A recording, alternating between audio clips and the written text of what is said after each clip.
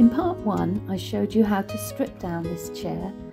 In this video, I will show you the reupholstery in detail, including measuring for and laying out pattern pieces, how to upholster removable wooden scrolls, how to button the front, cut and fix fabric on and around all the different components on the chair, how to use fibre and metal back-tack strips, plus attaching piping and adding fire retardant labels.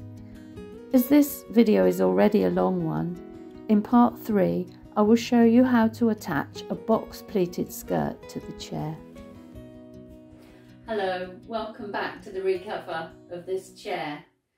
The first thing you need to do is work out how much fabric you need. I'm not going to go into too much detail because it's another video, but let's start with the arm because that's the first thing we're going to cover, and the rest of the chair really follows the same format.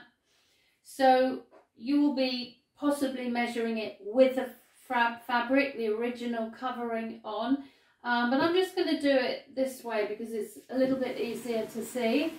So for the width of the arm, you need to find out how far it's going to go back here, and look at this, and the widest bit is going to be where it comes down here, and you've got to have enough again to get right down inside there. So find the widest part of each part, and this is the front of this arm. So we're going to go from down below the arm because it's got to come right round, and a measure from here. Make sure you've got enough under here, and remember that you need to allow a couple of inches to get hold of to pull everything tight, which you can then trim afterwards. So for each piece the same, and we go around the arm, down as far as you can reach, and then if the cover's on, you've got to guess, but you really want to be able to pull it down to the bottom of the frame. If you decide to buy your fabric after you strip the chair, then you're going to have some good pattern pieces that will guide you. But again, please make sure you allow plenty because they will have cut and trimmed. Okay, so you will need more than the pattern pieces that you take off. The tricky bit on a button back chair is the top, or the front. So if we go across, allow a good couple of inches again for pulling around. Find your widest point where the buttons are, which is here, and then you go into each button. Now with the cover on, the buttons are going to probably only sit about half as deep as this hole. So you need to just think to yourself, how deep do I want that to be? And you want some nice deep folds, because otherwise if you don't, it's going to pull out, and it looks much better if it's folded over. That's how it should be. So we measure into each buttonhole.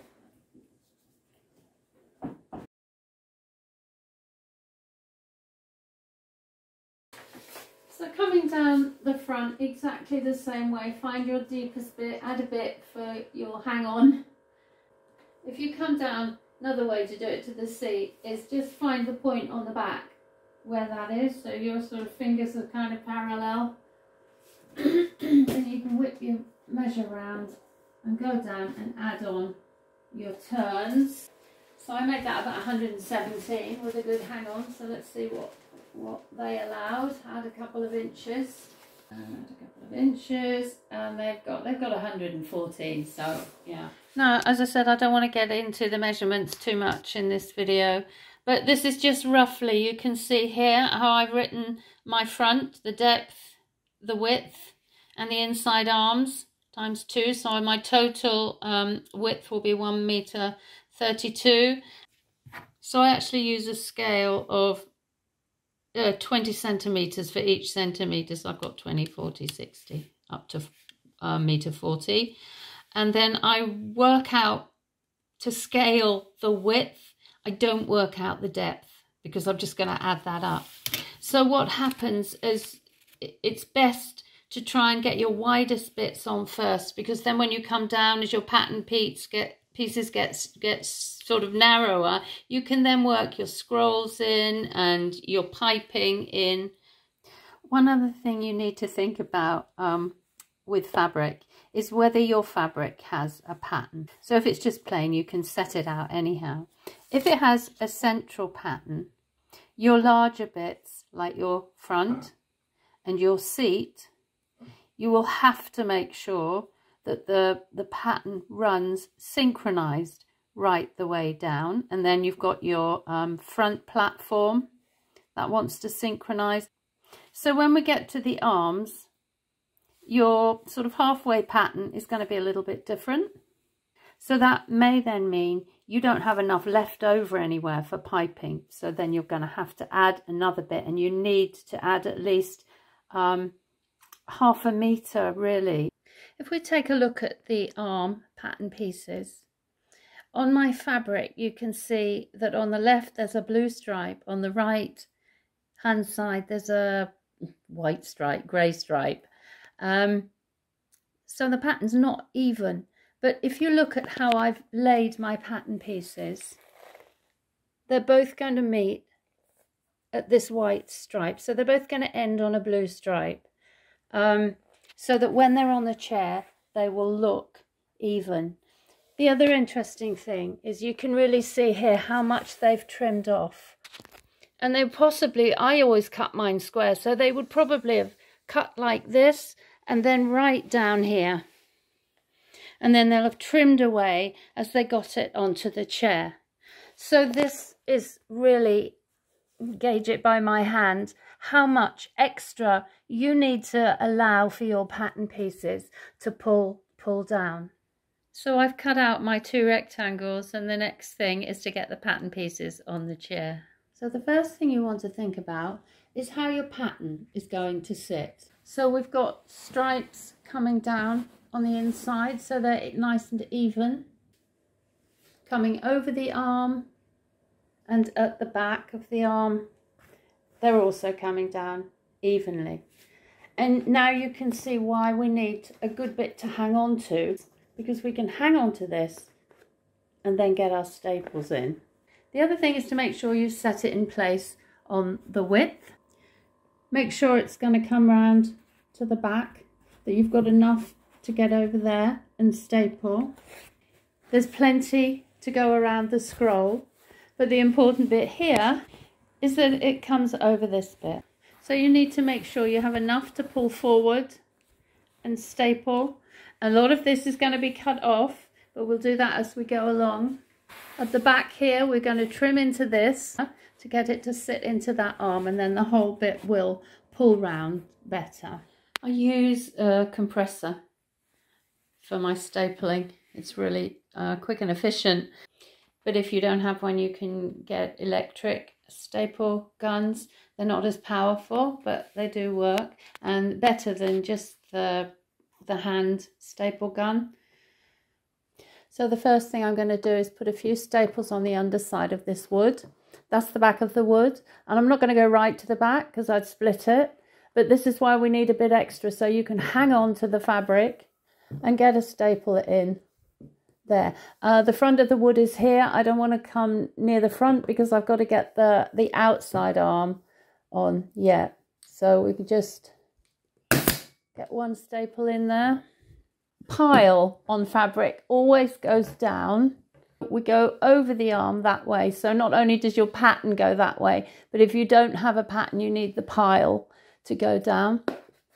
So you can just put in a couple there. That holds it. Okay, now you want it smooth. At this point it's not going to be tight because it's not tight on the other side, but you don't want to pull it so tight that you get bumps and ridges in your foam. I put a few more in now. So if you start in the middle, and then maybe you put 3 staples this side, and then you put 3 staples this side, just to keep everything even. So as well as taking it over, keeping it firm this way, you need to make sure it's pulled reasonably firmly this way as well, because you don't want baggy fabric when you've got it on your chair. And then when you come down here, now I've got one little pleat in here already because I've come down, and I'll continue along. I haven't stapled it yet. Do exactly the same the other side until I get to these points here, one here and one here, and then I shall trim into that to take this bit around the edge. When you come to make a pleat, try to keep it as straight as possible, not so that it's not coming over. It just looks neater. And then you can staple that one in place, and as I pull this way, that will tighten up this piece of fabric, and then just continue along the arm, making pleats, smoothing, making a pleat, stapling until we get to this point. The next thing, we've got it really straight at the front. It's smoothed around this part of the arm. Now we need to maneuver it around this piece of the foam. Work out the distance from the edge of your fabric to the wood, and don't cut that length. Okay, so I'm just gonna snip in a little way on here. That I can go a lot closer than that and try it. Okay, and then when you can get in there and you can feel that's on that piece of wood, and you can stretch it around. If you need to snip a bit more, you can snip a bit more, but you can't put it back together afterwards. Okay, and you will need a couple of little snips to ease that around there, because it's got to get right under that foam. So all the time I'm pulling it at the front, smoothing it back. That helps to ease it a bit more over here. So I can probably put another little pleat in now. So where that is, I can kind of tell where I need another bit of gather. So I can pull that out, and then I can give myself another little snip.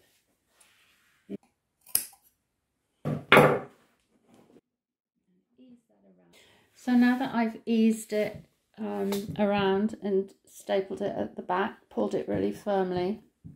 So now I need to ease it at this angle where the two bits of wood meet. And to do that, I need to cut to the corner on the diagonal. Again, I'm not going to go right to that corner, but I need to get quite close.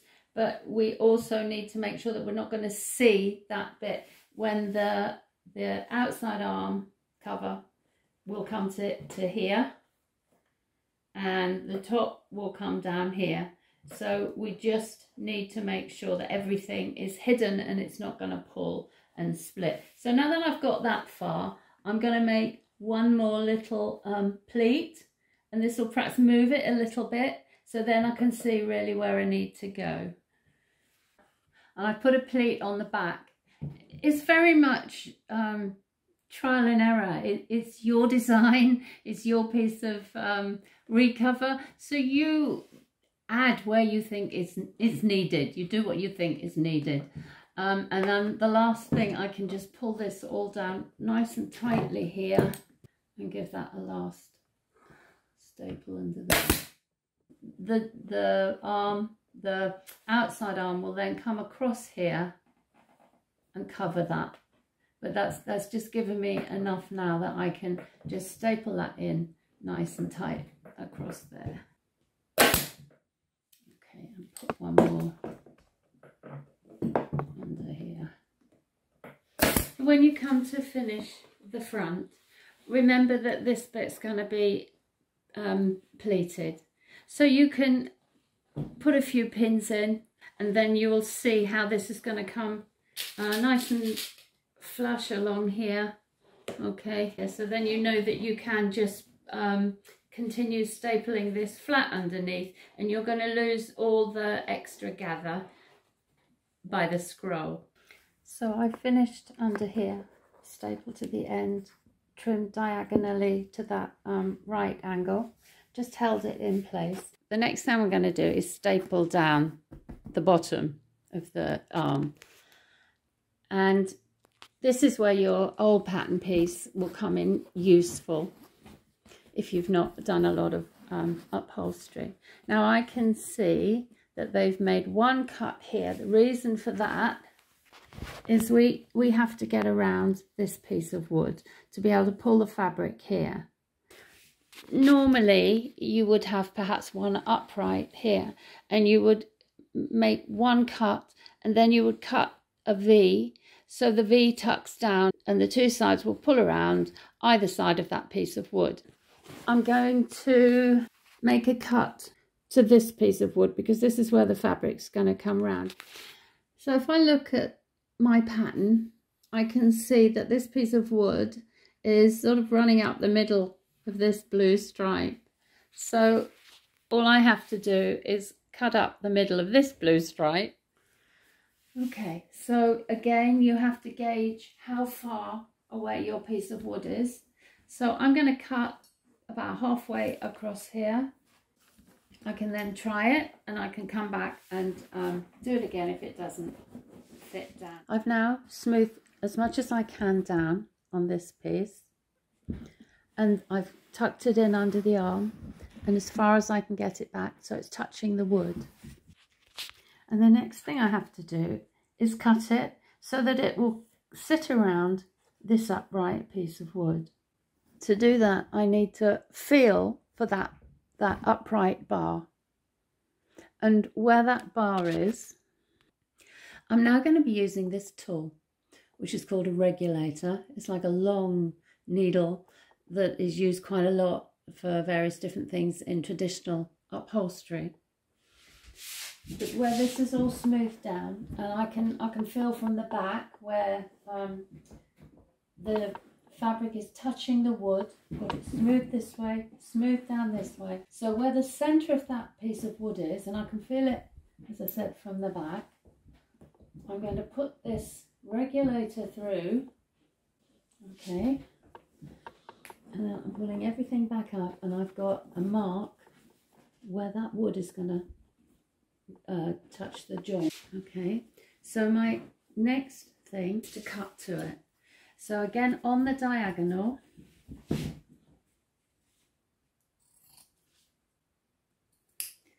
but I'm not going right up to it because I'm going to cut, make it like a triangle, okay, around it, so that I can fold that back, and then this piece will sit around that piece of wood, and I can pull those both sides to get that really tight. So you can now see how I've got this piece pulled down really neatly. And if we look on the back, you can see how that just comes through there, and that little triangle that I've cut is going to sit really nicely around there. My next thing to do is pull the other side down. So there's quite a lot of fabric here that I'm going to have to tuck under, but that's okay because I can tuck it under the foam, and I want to make sure I've got a good bit here to pull down. So that's pulled that arm down really tidily. All I need to do now is just staple this bit up here, and then the side as well. This is a little bit different to the one I took off, because the one that I took off was literally just pulled down this side, but they'd actually been able to staple it in this join. You can see the bit that I ripped off here. You make absolutely sure that this is pulled really tightly, and then you just get the staple gun in there and hold it in place in a few places down the side of that.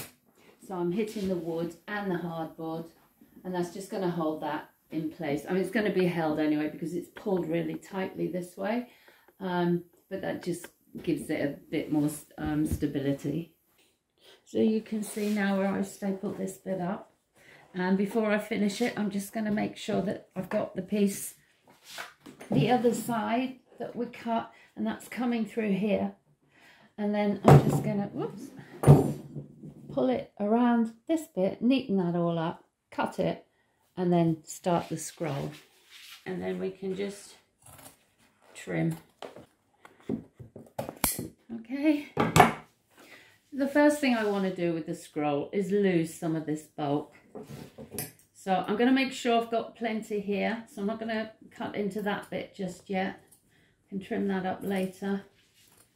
So I've cut a good bit off there. There's still too much and I can trim it again. But it again gives me enough to hang on to so I can staple. And I'm going to start from the inside because I fold my pleats outwards. So the first one I'm going to do is make sure this is nice and neatly firm on this edge, and just put in my first staple. That's really just a holding staple. And I'm going to need to come closer because the piping will sit in here. So I want to come fairly close to where that scroll is going to sit. And then we can start to make some folds. So make sure your inside is pulled nice and tightly, and then smooth everything over, and you've got your first pleat. And we just continue around, and you'll just know where the pleats need to sit, and you can take the pattern from the piece you took off. Try and keep those nice and straight, and just work your way around. And actually this is where the regulator can be quite useful again, because you can smooth those creases in. Give it a little flatten with the end, okay. As you go around, if you get to a bit that you can't sit down flat, very simply, just snip into it, okay. And then that's going to give you a bit more ease, and you can continue around. And whatever you pull through here, just fix it, pull it through, pull it tight and fix it to the underneath. Okay, and then perhaps we can just have a look underneath, and you can see this bit that's come through here. And I'm not going to do it now because I don't want to keep turning the chair upside down. But when I do, I shall pull that really tight and just fasten it to whatever bits of wood I can fix it to. And then you just do your other arm exactly the same. I'm now going to put the front on. Quick reminder again, when you're buttoning, that you need to allow extra to get into those buttonholes. So I'm now going to go and cut the fabric, making sure that the pattern that I want in the center is central on the piece that I cut. Now if we take a bird's eye view of the old pattern piece on the new fabric, you can see I've left a good couple of inches at the bottom to get hold of to turn up, and I shall do the same all the way around. So you can see with this one that I've put the old pattern piece further towards the right, because I want a blue stripe running down the middle. And I'm going to cut that now as a rectangle, and then I will trim it to shape when it's on the chair. You now have what looks like a huge piece of fabric on your chair, but you'll watch that shrink as we put the buttons in. So I have a few bits left from the arms. There's not very much wastage there at all. And I'm just using these buttons that I'm going to make by hand. If you're an upholsterer and you're doing a lot of this, you can actually get a machine that is much better and much quicker. So I have a little pattern piece that I made, and we just cut out a piece of fabric. The button that you're going to cover have these little barbs on the side to hook the fabric into. So what you do, you just put your button in the middle, and that gives you an idea of how much extra you need around the sides. Again, depends on the fray of your fabric. Hook one side over. You've got to work those in with your nails. Get those sides in, and then hook the other sides in. It's the easiest way to do it, so you don't lose too much fabric. The fabric can slip a bit. So once you've got that button completely covered and the barbs are holding it, you're then going to snip some of the middle out. And you might think, why do we make it so big in the first place? Because like with everything on the chair, you need something to get hold of, okay, to pull around. And we're snipping it out so that there's not too much bulk for the bit that goes on the bottom. So the next thing we do is sit it over, and that should clip into that the top. But because you've got now a bulk of fabric, it's not always easy to do it. So I give it a little helping hand. Okay, so once that's all on and it's held in place, and it might look a bit bashed, but don't worry, you're not going to see it. It's more important that that's held in place, and then you have a button to go onto your chair. Okay, and the buttons that I'm using are 19mm buttons, and I buy them in bulk.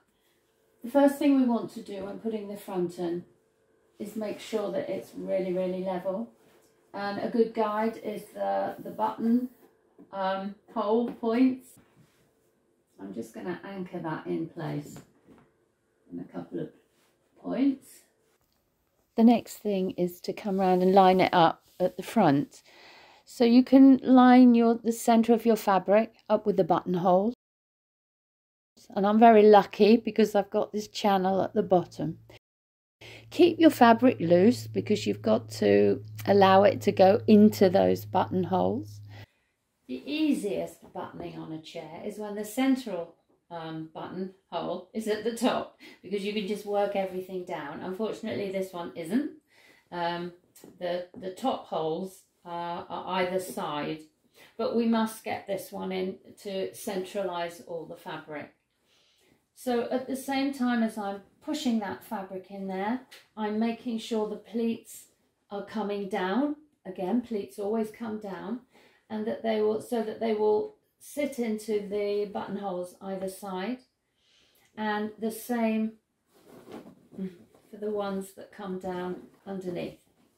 I've got channels on the foam here, so again I want it to look even, but we'll work all that in as we go on. The tools I'm going to need is some waxed upholstery twine and a double-ended sharp needle to push through, and the button.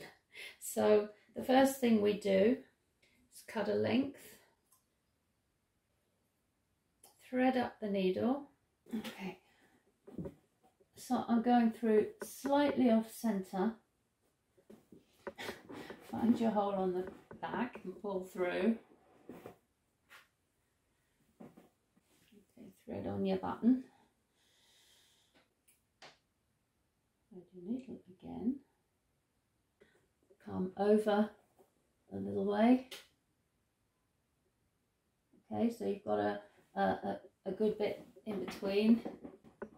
Okay, make sure you don't lose your other end at the back, and then you've got your button here. Okay, so I can set a nice deep pleat here and one the other side, and because I've got these channels, that's giving me a good guide as to where that next button is going to go. You can alter these pleats a little bit as you go along, and this regulator, which is the most useful tool for an upholsterer, it's like a long needle with a flat end and a hole in, but for this you can use that to sort of work your way into the pleats if you need to move them. And I also at the same time, let's try and get this one in, this fabric is so thick, but just to show you, the same thing on this hole at the bottom and over here, so we can sort of get an idea of where we want our pleats. Again, remember to keep everything even, so when you can feel for your next hole down below to make sure you've got a good line up of your fabric coming down here. Okay, work those pleats roughly to where you think you're going to need them. Okay, so that they look even, and then we go and have a look on the back. So when you're happy with your buttoning, you come to the back of the chair. Now the buttons that came off this is a factory built chair, which is why it's cardboard. A traditional chair would have webbing and hessian and possibly horsehair, either horsehair or foam, but this actually for me is quite unusual. So these came through at the factory and they've got these nice little legs on, very easy to be put in. But I can't get these back, so I'm going to do it the traditional way. So I cut myself a good thick strip because I've got to make sure it's not going to go back through that hole. So we can make a slip knot, wedge the fabric and pull that tight. But again, make absolutely sure that that fabric isn't going to go through the foam. I've put 2 more buttons in and now you can see how it's all taking shape. The pleats are nice and deep. They've gone into the channels really well. Much easier if you've got a plain fabric or a fabric that isn't quite so geometrical. And you can see here how we start to come down to the next buttons. So at the same time as trying to keep the pleats nice and deep, keeping everything symmetrical, I'm also trying to keep everything running vertically and horizontally, okay, across the chair. So you just have to keep an eye on your fabric and just keep maneuvering everything. And again, you know, if I pull this up, as you can see, to level that off, then this crease here, I lose some of that fold, and it's really important to keep those folds down because otherwise when everything gets pulled out, they can almost disappear. So the more fabric you can keep in those creases, the better, those folds. And I'm going to do this one next, but at the same time I'm thinking about what's coming down here. So I need to keep everything level, whereas this is running in line, this one runs in line. And when we look at the back, we need to keep that straight. Don't worry about all this bulk because we make folds on the back. And you might find that you've got a bit of looseness in here, and that's what's useful about this. You can just tuck that up and tighten those pleats in once you've got those in place. So I'm going to do these two. Oh, yeah, these two next, and then I'll go up to the top one. So let's just take a look at where I've got to so far.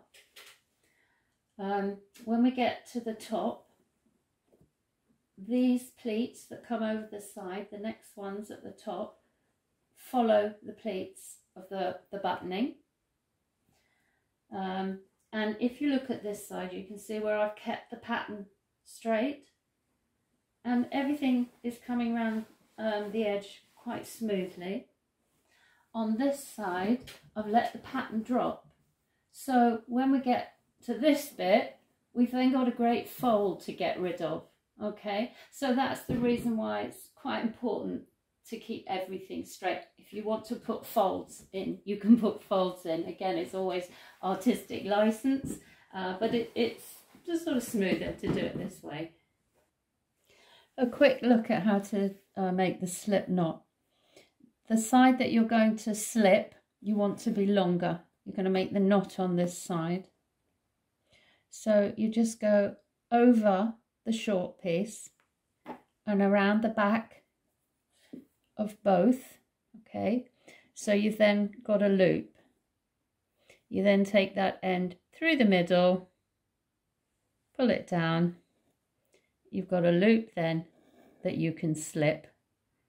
Okay, and that will go up on the short piece. I've now got all the buttons in the available holes. I've tucked the bottom piece into these grooves, and I'm going to tie off these buttons at the back. So they'll be pulled even more firmly and tied really tightly so they're not going to move. If you don't have these grooves, you can make like a box pleat with the bits at the bottom, so you sort of fold them in and then they will just tuck through the same as this one. I'm just tying off my last button. I've made my slip knot. If you find that it's tight and it won't slip, it's because these strings on the front under the button have got themselves tangled. So just go and take a look. So what we do then, once they're really firm, I'm going to start at the top, give it a last tug, really, really firm, and then you just tie them off just with a normal knot. And then you can actually just cut those off, just snip it off. One advantage of making sure the thread that slips through the knot is longer, and I wear this glove because the cord, when you've pulled it several times, can cut your hand. You can pull it tight and really hang on to it, and then you can use the other end, the knot end, to sort of make your double knot. The next bit I want to do is fix the top down to the arms. So you can see where the buttons pull in. You can't keep everything completely straight, but again, I want to try and keep it as level as possible. I've come down to ground level so I can look at both sides at the same time, so I can get everything straight. I'm just going to remove out these temporary pins. And then the first thing is to get the centre straight. Pull it over. Don't pull it so tight that you get ridges and bumps. So it needs to be firm. You want to try and get rid of all the wrinkles on the front, and you will continue to pull, but there's a kind of balance, and you'll find that out. And the good thing about having a nice long bit is I can wedge that under there. Okay. Feel down with my staple gun to the bottom of the foam, and I'm just putting that one in while I level up the sides. Okay, and that's coming over there. Am I straight at the front? Yes. So what I'm actually going to do is put a staple in this next piece, because I can then play around with what's in between. I'm then going to come this way, on here, and down on here. Okay. Okay.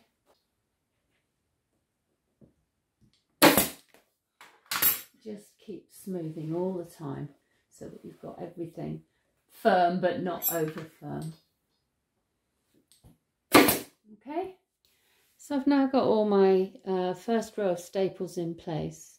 I've set them about a finger width down from the foam because I'm going to get my piping to sit over the top of those. So the next thing I'm going to do is set this fold in place. And remember, it follows the line of the folds on the buttoning.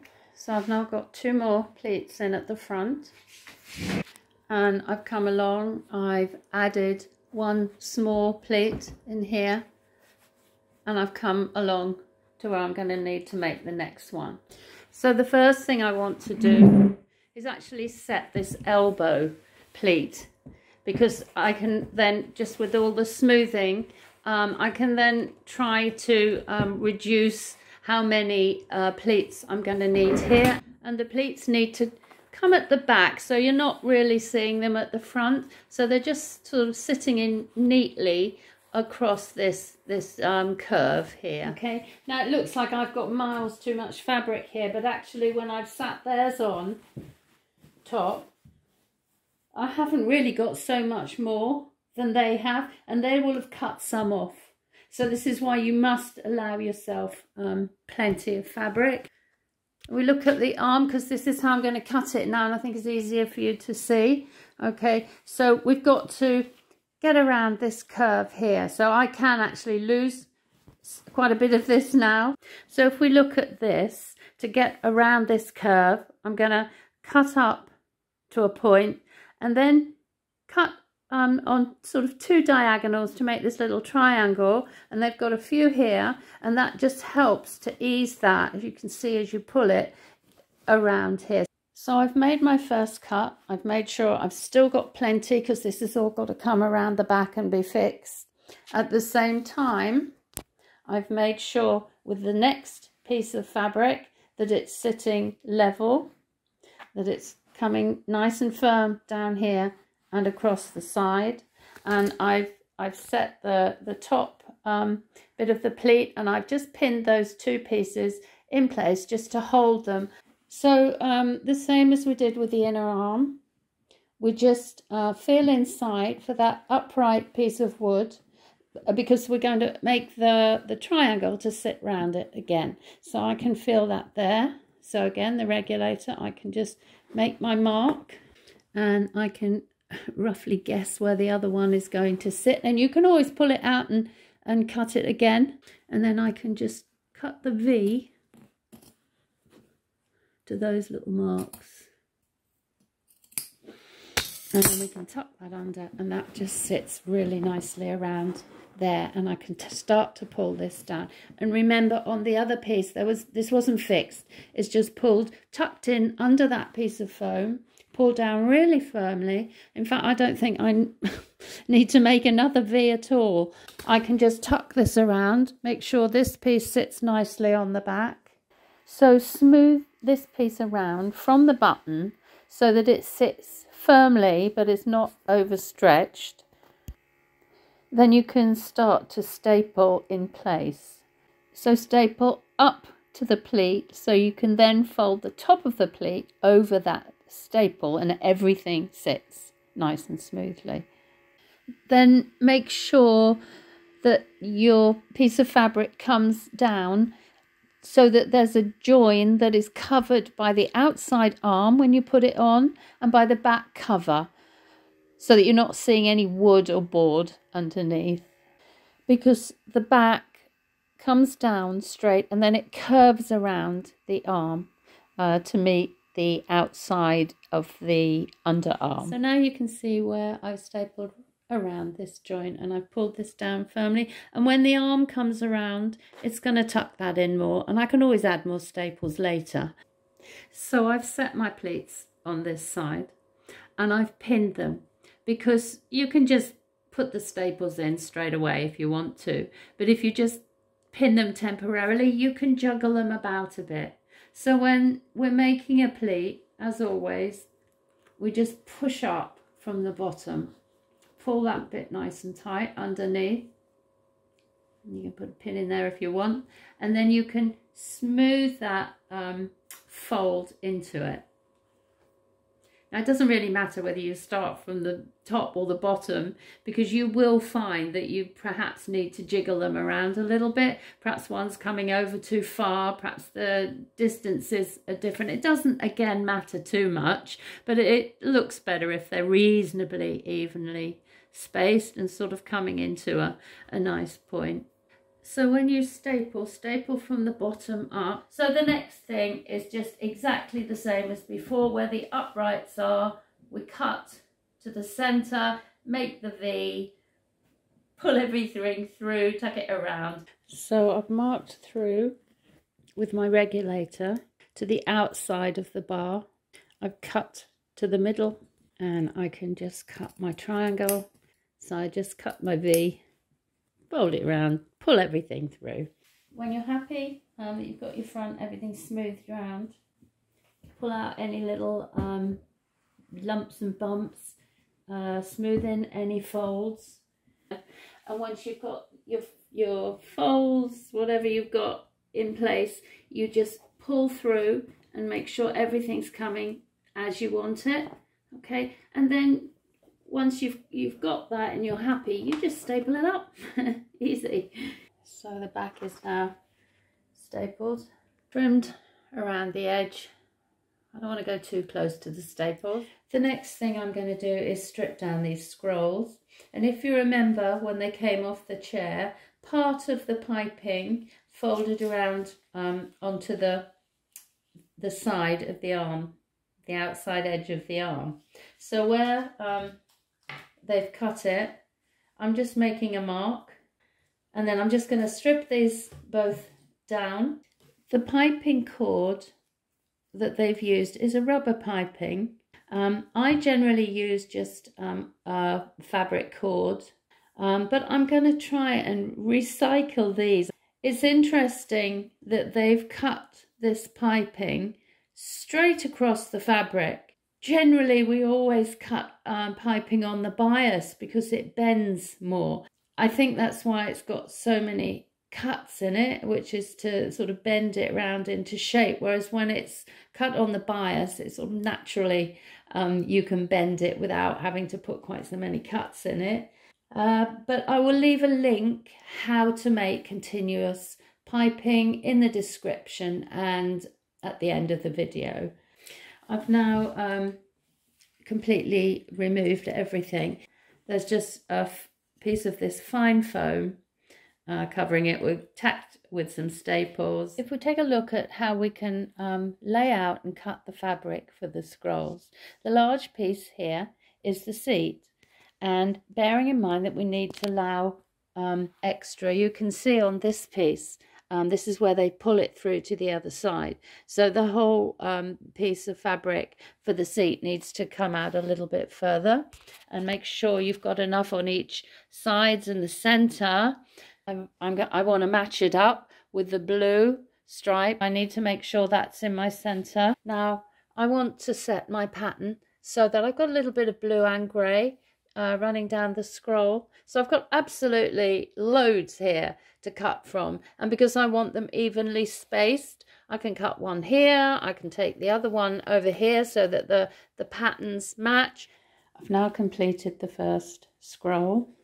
Everything is stapled around the back, and I've trimmed and to the point where this mark is, where we're going to fix this bit to the side of the chair. I've now put the scroll onto the chair, and the bit that I cut, I've pulled around and I've started to staple it in place. There's a little bit of a gap between the scroll wood and the chair wood. So what I'm going to do is, once I've got this pulled down, and I'll firm it down at the bottom and pull it around here, so all these wrinkles will come out, and then I'm just going to tuck the piping around so it's sort of sitting into that gap. And if you remember, the scroll was screwed through with a bolt, and that's all gone back in really nice and tightly. I've just set this in place, pulled it down tightly with a couple of staples in between here, and the piping here I've just put on a few little sort of temporary staples because I want to get the seat on. The front platform is going to come around and this will cover it. The next thing I'm going to do is cover the seat, but I want to make sure the pattern pieces and make the most economical use of the fabric.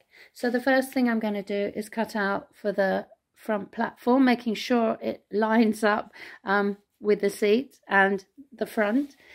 So I'm going to cut a little piece for this piping. You won't see it done like this in my video on continuous piping, but in this instance it seems to be working, so I'm just going to cut it straight. The front platform, I'll then cut the seat, making sure that everything's in line, and then I come on to the outside arms, and I've just marked with a pin where they will meet the inside arm cover as it comes over the arm, so that the patterns all line up again. And if they fit on there nicely, that's fine. If not, you just have to put one on top of the other.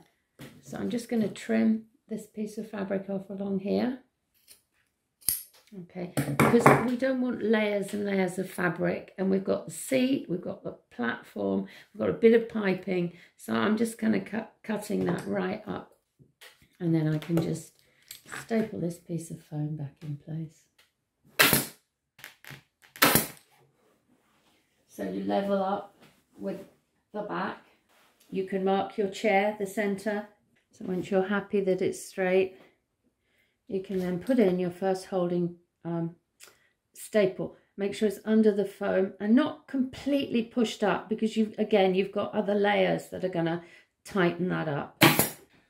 And then again, I like to put another couple in just to make sure this is held really firmly. But remember that because of the camber on the seat, the fabric is going to come down a little bit more. It's not going to sit completely level across there. So keeping everything firm, and we need it firm so that you're not going to have a baggy seat when you sit on it, but at the same time you don't want this scalloped effect if you pull it too tight. Firming back, pulling across, and then just gently getting that one into place. So the next thing you do, once you've smoothed back, you're going to find your bar, and then you can put your regulator in once you can feel your back of the post. And then once you've got that through there, you can pull back up and find your hole. Okay, so that's your first mark. So once you've got your hole, you work out where the other side of the bar is going to go. So I've marked my points where I want to take that around the upright bars, and if they sit evenly on your pattern, then you know that you've roughly got it in the right place. And then I like to cut down at a slight angle and then make the V. So I've cut and I've got my V, so we'll go around the bar. The next thing is to tuck it through. So it's starting to come through. Don't worry too much about the sides, because you're going to have to play around at the front to get that through, but you can just yank the back through. If this isn't coming, then you're going to have to make a little bit more of a snip. Just go back and do that. So I'm now going to put staples in the back. I'm going to put 3 in to match these. I'll then put a couple more either side at the front and continue until I've sort of got a matching point back and front. I'm smoothing everything from the front and then pulling it through to the back. But at the same time that I'm pulling everything under, and as I said before, you get a good old grip on this piece of fabric, I'm pulling it out to the sides as well, and then stapling in place. So I've come to about 6 inches from the edge. I don't want to go any closer because I still want to be able to get hold of this. I'm now going to cut the side with the regulator again as before, just 1 cut down to this point. Now it's a good idea to have a look at your pattern piece on this one, and you can see where they've cut in. This one pulls down underneath, and here they've just made these zigzag cuts because we need to straighten that out to get it around this fold. Now if you look on this side, you can see how I've cut. So this bit will pull through. I've then started to make some cuts into the side to ease it round here. And if you look at this side, and remember all the time we're pulling both ways, smoothing out this way down the side. So this is going to come and sit nicely over here. I've got the side through now. I'm going to trim this bit off. So the side is through, and the long piece that you saw has come through underneath, and I've made my snips as I had on the other side. You need to keep this bit fairly straight. It's very easy to think pull it back, but it looks better if it's straight. And as I say, if you get like a wrinkly bit, then you might need to put another little cut in, but be really careful that when you've got everything where you want it, that you're not going to see those cuts, because that's ruined your chair. Okay, so just cut a little bit, try it, cut again. So just take a close up on this side where I've come around, pulled everything smooth. I've made my little snips in here, you can see, just to ease everything around. And I'm tucking that down sort of inside under the foam. I can then pull around, and this will come over the top and down, making a nice neat join here. And you can just take a look at the side. I sort of pulled it this way, pulled it up, pulled it out, and then stapled it and trimmed it. So I've now come to the corner, stapled here, and I've gone a couple of little staples round the corner, just pulling everything down to hold it in place. So the next thing I'm going to do is cut off some of this bulk. And when we come to the corner, you've got the edge of the leg, and that's the point where your corner wants to meet. So you'll get a sort of natural fold if everything's nice and tight on this side, and you staple along here. Don't go too far because you've got to get this fold in, and your corner, it will sort of find where it wants to go, and you will meet where the end of the chair is, and then you get your nice fold here. So inside you've got a lot of bulk here still, so what we can do is just cut ourselves out a little triangle, and then you've got a lot less bulk inside there when you come and staple around. So the corner's finished, stapled into place, and I'm just going to trim this a little bit. So with the front of the chair now looking good, it's time to turn it upside down and tighten everything underneath. And you can now see where the arm came through and just a little bit of the seat. So I've pinned the arm in place and trimmed it, and now all I have to do is pull the seat and pull on every little bit of it to get that through and staple. The next part I'm going to do is the front platform, and I need to make a piece of piping to attach to the platform, and because I'm reusing this plastic and it's bendy, I'm just pinning to keep it in place, and then I'm going to machine that and then machine it to the front platform. My platform is now machined to the piping, and the next thing is to set it in place. Because I've got these stripes, I've got to get it exactly level. So find where your foam is and just put a pin in to hold. So the next thing I've done is actually pin along this line, because I want to make really sure that I can see that's level before I start stapling. And I can see that it's coming down on this side a little bit. So it's quite simple. Just take your measure and measure along. So just readjust until you've got that level, and then we can put the back tack strip on. When you're happy with your line, I'm going to hold that out the way. So just work out how much back tack strip you're going to need, and then you can cut yourself a piece. So the next thing is just to find the centre of your back tack strip, push it right up against that join, that seam. Okay. So I'm starting to come along here, and to reinforce it you can actually put a few in kind of crossways as you go along. The front is now completely in place. You can see how I've stapled along here and just put in a few cross ones to hold it.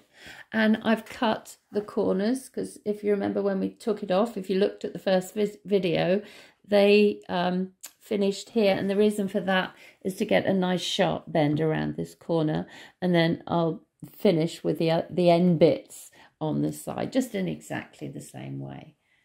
When we took this off the chair, this piece of piping that I've reused came across here and was just stapled, but I'm going to cut it against this seam.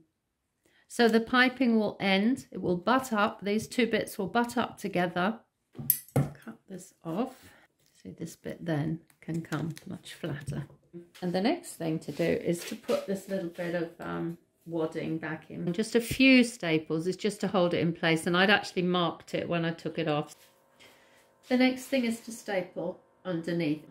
So we just pull it straight again, firm, not over taut, and staple in place. Now as you come around, everything must come straight, but because this is on a curve, and they often are, you're going to get a little bit of a gather, and all you do is just staple that in place where it falls naturally. Just continue as we did before, a few either side, until we come to the corner. So I've now got as far as I feel I want to go, close to the corner, because we've got to be able to play with the fabric a little bit. So keeping everything pulled quite taut this way and that way, and then I find a point that is just a few mil down from that corner joint, the leg and the bottom of the chair, and I put my regulator in so I've got a mark. Okay, I'm going to do the same the other side, but I'm going to start with this one. We then cut on the diagonal, okay, from the center of the leg. So my center of my leg is here. I'm actually going to go up a little bit because I'm going to trim it. Right, and then just cut to the mark, and then we go under this way, under, get the triangle under on the leg, and because you've cut down a little bit, you won't get fray bits up here. You can make sure that they're all pulled down nice and neatly. Okay, so you can see here I've trimmed this back a little bit, get rid of some of the bulk, just staple that in place, and this is coming around level with the bottom of the chair. So we've come around the corner, and you want everything to come nice and firmly, so pull this bit and staple it into place in a couple of places first.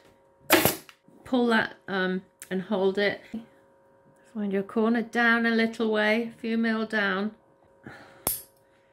Okay, cut your triangle. And then everything's going to just tuck up inside. Just the same, tuck that bit under and pull it around. Okay, the final thing we do on the side is to get the piping from the scroll in place. If you're finishing with the platform, you can see I've got a bit too much of this piping here, so cut it off there so that you can just pull a nice smooth bit around the edge. The bottom is finished off neatly around the legs. The next thing we do is the arm, and I need a back tack strip for the underside of the arm. Now the arm goes straight and you can feel the edge of the wood, and then it curves. So to do that, we just make some little cuts so we can bend this back tack strip. Be very careful you don't go right the way through it, but you need to get close enough to the end to be able to bend that, okay? So I can now find my way around on that even sized bit of wood, and I'm just taking it to the end here, because the cover, I will then have to just pull that round and then down into the piping. Okay, now when we look at the chair, nothing is level. The arm slopes, the back slopes. So to accommodate this, I've taken my fabric, matching it, and I've cut it on a slight angle. And when I start my back tacking, I shall start in the center so that I can get the bit that's level in place, and then ease this around the curve. I've creased my piece of fabric. I've drawn a line where I want that crease to sit. I've lined up these pins with the stripe on the inside of the arm, just this side of the piece of wood. I've then marked my back tack strip so that I know that that will sit in the correct place. And once I can feel it's on that edge of the piece of that wood, then I can start to staple in place. You can just continue along, but at the same time keep everything pulled taut.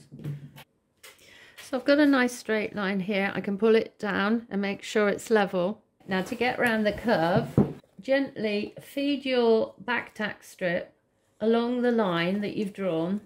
You can then kind of gauge it onto the arm of that chair, whether that's gonna sit straight or not. And if not, you know you've just got to feed a little bit in. As you come along on these little pieces that you've cut, just staple them so your staple sits across them, and that's just going to hold them really firmly in place. So I've finished this along here, and the next thing to do is to get the back tack strip on. Now I've bought this in a long strip from Amazon, I bought 1.5 meters. You buy however much you want. If you're going to be doing a lot of upholstery, then you can get it from a wholesaler's. So what I've done is just come fairly close to the top, and I've started at the top putting the staples in with them close to the stitching on the piping, and I can just come around, and at the bottom, don't use your best scissors, but you can just cut off where you want. So I've set them all in place now, bent around the corner, all gone in really nicely. If you get one like this that hasn't gone in properly, and it's quite possible that's hit another tack, I just use a little bradawl. I can just tap in that little gap and then just staple that underneath. And then before we bring the fabric down, we need to get the foam back in place. So I can just kind of work out where the edge of that is, because that's going to pull it around, and then just put a few staples in the bottom. I've now stapled part of this underneath. I've got enough here to maneuver still. I'll put some very temporary staples in the back here. So I've pinned this the other side of the piping. So what we need to bear in mind when we catch it on this back-tack strip is that it's going to pull it forward. So I would leave the width of the piece where the hooks are, that's going to come over. So if you set it on those hooks, remember it's going to be stretched forward. So I'm now going to cut it the other side of the piping, because where this line of the back-tack strip is, I need to fix it in a little bit further forward to pull it over, okay? Otherwise it's going to pull everything too far that way. We can always trim it afterwards. Find the piping line. The piping is here, and I'm going just the other side of it. So I've now taken this back just a little way over the piping, and you can see when I tuck that in already, that's coming in quite close. But I need to come back a little bit over that to hook it in and pull that forward. Okay, so you can just play around with that a little bit, but once you've hooked in, it's not so easy to release it. I've just trimmed this at the top because that's coming around there and I don't want too much bulk. Okay, so that will just sit neatly around there. I'll then just come back a little bit, get that in there, and then pull forward. Okay, and you can see how that's now stretched that across. And I've just come back just to show you how this is automatically catching the foam in at the same time. So what I've done is just tuck the raw edge inside here, okay, and then just fix that in there, and that actually sits at quite a nice angle, which is just enough for me to pull that over without it pulling it out of shape. So we get all this in, keep pulling at the bottom as well, making sure everything's coming down level and straight, and just push that as far as you can, and at the end of it, then I'll show you, we give it a bit more of a bash to really hold it into place. The other thing I'm doing is just using my regulator to keep that raw edge inside, and if you have little bits of thread that stick out, you can always just poke them in with the reg afterwards. The other thing I'm doing is as I'm coming over is just putting in a couple more staples at the bottom. I've now got to the bottom, and the next thing is to make sure this is really firmly home. So get yourself a wad of fabric and your hammer and gently hit that home, and that will sit then really neatly inside that piping. So exactly the same as we've done before, we find our points. I'm going to cut up a little bit. I've got to keep this bit nice and firmly pulled down. So I'm going to go just a little bit in from where that join is. Triangle. Cut my little triangle. And then just exactly the same as we've done before, we can fold that up across the leg and this bit under. And then you have a good, nice edge around your chair. And we now have one neatly finished off outside arm. Time for the back. So the piece of board that I took off is back on. I've lined up the marks that I made when I took it off. I've put a staple top and bottom, one either side, and then I can continue around. And I'm stapling between the old staple holes because that will hold everything in firmer. The next step with the back is to put the piping on. You can see how I'm just pinning this in place just so I can stand back and take a look and make sure it's in the right place. It also makes it easier to staple. So when I come along, I'm setting this piping so that the curve of this foam is just slightly pulling it forward. And that's so that when I get the back tack strip in and the back pushed up to it, it's going to sit really firmly into that. If we take a look at this sort of elbow here, it curved around, okay? And the reason for that is so that it sits level with the edge of the leg. And you can feel that piece of wood right the way up inside. So you can curve your piping around so it's sitting on the edge of that, and then it will come down and sit neatly against this edge. And when we get to the end, we're going to kind of turn it inside out because we have to sit this level, okay? And then the back will come over and hide that. So I've started to staple now, and you can see I'm almost on the stitching, and then the back tack strip, I can really push that up inside. I've turned the chair upside down because I can get a better fixing with it at this angle. Piping is all on, and now I've started to put on the back tack strip. Make absolutely sure that all your staples on the piping are in really firmly. If not, give them a little tap with a hammer and bradawl. And then just come in really close to the piping and continue all the way round, the same as you did for the arm. A couple of things to note when you come around a corner. And if you can see, this little piece here is bending because it's not going to want to sit down level, and this one on this curve. So quite simply, you can just cut that. And then once you've done that, you can separate those two out, and then they'll bend. The other thing is you come to an end, and you can see this one's just got a single one on the end here, so that works fine. Easy, just join, just add on the next piece. I've now placed the foam on, stapled it in between the original. The next thing is to put the fabric on the back. So I've just run down from the top along the piping to make sure on both sides that everything is even. I've just turned it inside out so I can make sure that's straight. I can then just let that out and hold it in place. And the next thing, same as the arms, is to find where your piping is and cut yourself around the piping, allowing plenty for the extra pull and the turn under. So my piping is here, and I've allowed 3/4 of an inch perhaps all the way around. Remember that everything really needs to be smoothed down towards the bottom of the chair. So what I'm going to do now is to hold that nice and firmly in the bottom. Loose staples that I can take out really easily afterwards. And then I've got something to grip onto. So I've started coming around now.